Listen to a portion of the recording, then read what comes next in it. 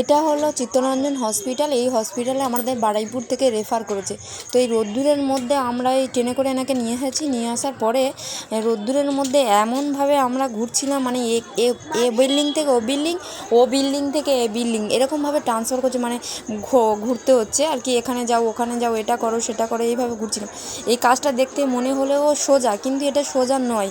এটা সারাদিন পরিশ্রম লাগে। আমরা 5টার সময় বাড়ি ফিরেছি। এটা হচ্ছে এমার্জেন্সি রুম। এখানে টিকিট করার জন্য, মানে এখানে কাগজপত্র দেখে ওরা পাঠাবেন যে কোথায় যেতে হবে। তো সেই জন্য করে আমরা রেডি করে নিয়েছি।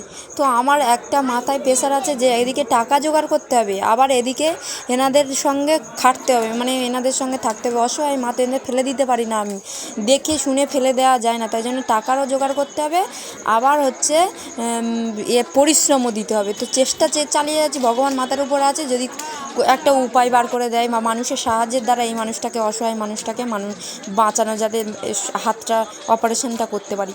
তো সেই জন্য করে দেখো এই লাইন, এইটা হচ্ছে টিকিটের লাইন, যেটা দেখতে পাচ্ছ। এই টিকিটের লাইনে আবার টিকিট করতে হবে।